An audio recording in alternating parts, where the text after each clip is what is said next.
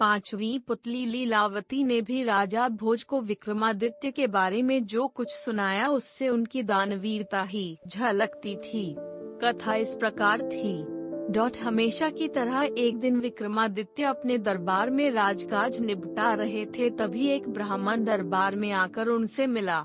उसने उन्हें बताया कि उनके राज्य की जनता खुशहाल हो जाएगी और उनकी भी कीर्ति चारों तरफ फैल जाएगी अगर वे तुला लग्न में अपने लिए कोई महल बनवाएं। विक्रम को उसकी बात जच गई और उन्होंने एक बड़े ही भव्य महल का निर्माण करवाया। कारीगरों ने उसे राजा के निर्देश पर सोने चांदी, हीरे जवाहरात और मणि मोतियों से पूरी तरह सजा दिया। महल जब बनकर तैयार हुआ तो उसकी भव्यता देखते बनती थी।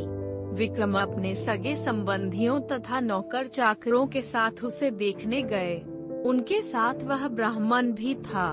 विक्रम तो जो मंत्रमुग्ध हुए ही, वह ब्राह्मण भी मुंह खोले देखता रह गया। बिना सोचे उसके मुंह से निकला, काश इस महल का मालिक मैं होता। विक्रमादित्य ने उसकी इच्छा जानते ही झट वह भव्य महल उसे दान में दे दिया। ब्राह्मण के तो मानो पांव ही जमीन पर नहीं पड़ रहे थे। वह भागता हुआ अपनी पत्नी को यह समाचार सुनाने पहुंचा। इधर ब्राह्मणी उसे खाली हाथ आते देख कुछ बोलती उससे पहले ही उसने उसे हीरे जवाहरात और मणि मुक्ताओं से जड़े हुए महल को दान में प्राप्त करने की बात बता दी। ब्राह्मण की पत्नी की तो खुशी की सीमा न रही।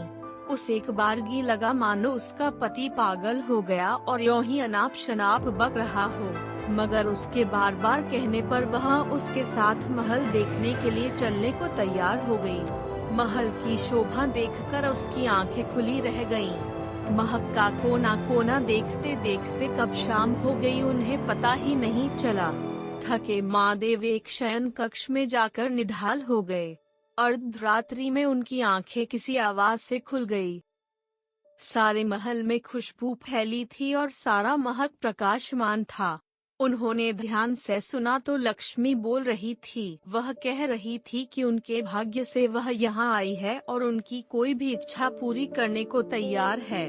ब्राह्मण दंपति का डर के मारे बुरा हाल हो गया। ब्राह्मणी तो बेहोश ही हो गई। लक्ष्मी ने 3 बार अपनी बात दोहराई, लेकिन ब्राह्मण ने कुछ नहीं मांगा तो क्रुद्ध होकर चली गई। उसके जाते ही प्रकाश तथा खुशबू दोनों गायब हो गए। काफी देर बाद ब्राह्मणी को होश आया तो उसने कहा, यह महल जरूर भूतहा है, इसलिए दान में मिला। इससे अच्छा तो हमारा टूटा फूटा घर है जहाँ चैन की नींद तो सो सकते हैं। ब्राह्मण को पत्नी की बात जच गई। सहमे सहमे बाकी रात काटकर तड़के ही उन्होंने अपना सामान समेटा और पुरानी कुटिया को लौटाए। ब्राह्मण अपने घर से सीधा राजभवन आया और विक्रमादित्य से अनुरोध करने लगा कि वे अपना महल वापस ले लें। पर दान दी गई वस्तु को वे कैसे ग्रहण कर लेते। काफी सोचने के बाद उन्होंने महल का उचित मूल्य लगाकर उसे खरीद लिया। ब्राह्मण खुशी खुशी अपने घर लौट गया। ब्राह्मण से महल खरीदने के बाद राजा विक्रमादित्य उसमें आकर रहने लगे। वहीं अब दरबार भी लगता था। एक दिन वे सोए हुए थे तो लक्ष्मी फिर आई। जब लक्ष्मी ने उनसे कुछ भी मांगने को कहा तो वे बोले, आपकी कृपा से मेरे पास सब कुछ है, फिर भी आप अगर देना ही चाहती हैं तो मेरे पूरे राज्य में धन की वर्षा कर दें और मेरी प्रजा को किसी चीज की कमी न रहने दें।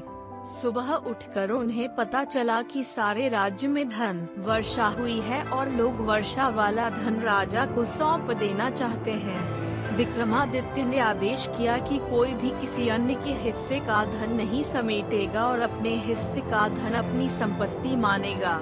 जनता जय जयकार कर उठी।